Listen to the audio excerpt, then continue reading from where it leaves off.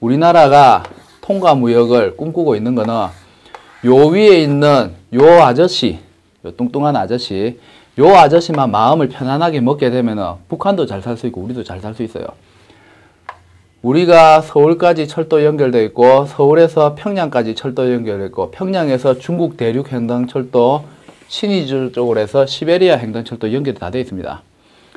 그러면 굳이 배편으로 해가지고 우리가 화물을 수송하는 것이 아니고 다른 나라에서 유럽 쪽으로 수출할 때도 우리나라에 들어와가지고 우리나라 철도 시설에 화물을 옮겨 신고 철도를 이용해서 얼마든지 중국 내륙 쪽하고 그 시베리아 쪽으로 화물을 수송을 할 수가 있습니다. 근데 이거는 우리만 하고자 해서 되는 게 아니고 이쪽에 있는 요 사람들이 생각을 잘 해야 돼요.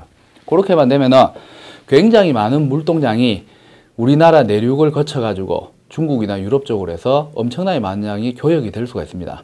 실제로 이쪽 아시아 밑쪽으로 해가지고 그 운하를 거쳐가지고 뒤쪽으로 해가지고 유럽 쪽으로 화물을 수송하는 것보다는 시간적으로도 굉장히 단축이 될 수 있고 비용적으로도 단축이 될 수가 있습니다. 그럼 우리는 우리의 철도를 빌려주고 그리고 선박에서 철도로 환적시켜주는 대가를 받고 무역을 할 수가 있는 겁니다. 요게 이제 통과무역이라고 볼 수 있죠. 우리가 꿈꾸고 있는 형태의 무역 중에 한 개죠. 그래서 현실적으로 이제 저게 실현이 된다면은 우리나라에서 부가가치 산업은 더욱더 많아질 가능성이 높습니다. 근데 아마 실현이 돼야 되겠죠. 그래서 지금 준비를 많이 하고 있습니다. 우리 정부에서도 하고 있고 우리 부산항에서도 저거 목적으로 해가지고 지금 북항 재개발 공사도 들어가고 그래서 만만의 준비는 하고 있습니다. 근데 이제 저 위에 있는 좀 뚱뚱한 아저씨가 어떻게 생각할지 이제 그게 이제 가장 큰 문제점이죠. 자, 요게 통과무역이라고 합니다. 통과무역. 그 다음에 그 밑에 보면 스위치무역 있죠. 요즘은 많이 행해지는 건 아닙니다.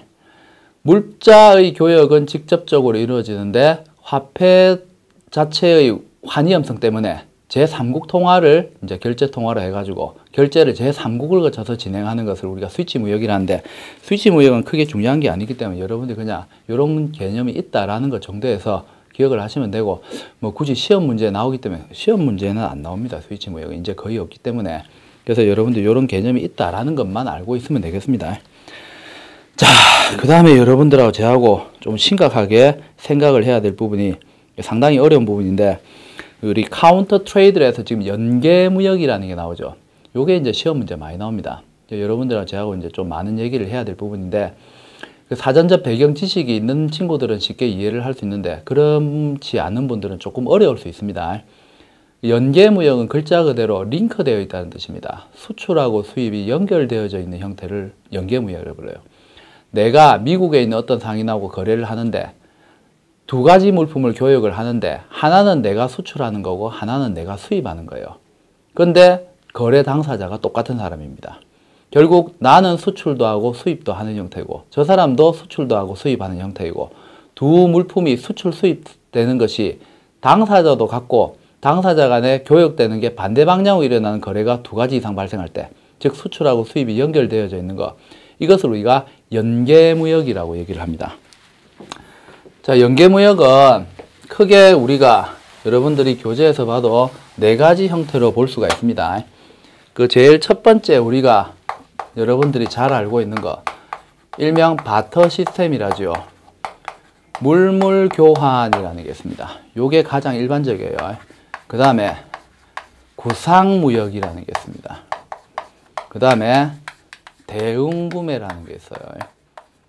그 다음에 산업협력이라는 게 있습니다. 일단은 네 가지 형태로 우리가 구별을 할 수 있는데 여러분들이 가장 신경 써서 봐야 될 것은 요겁니다. 구상무역이에요. 제일 복잡하고 제일 어렵습니다. 이해하기. 그래서 일단은 나머지 세 가지를 먼저 얘기하고 요거를 제일 마지막에 제가 얘기를 하겠습니다. 그리고 시험에 출제 비중이 높으니까 저는 별 표시 3개밖에 안 했지만 여러분들은 2억 5천만 개 하셔야 돼요. 아, 내 커피 한 잔 먹고 올게요. 빨리 2억 5천만 개 하세요. 하셔야 돼요. 억수 중요해요. 노란색으로 끊고 표시를 다 해놓으시기 바랍니다. 물물교환은 굉장히 상식적인 내용이죠. 여러분들이 잘 알고 있고 실제 우리나라에서도 이러한 형태의 무역을 했었습니다. 옛날에 요즘 같으면은 상상도 안 되는 일인데 실제로 있었던 일이 뭐냐.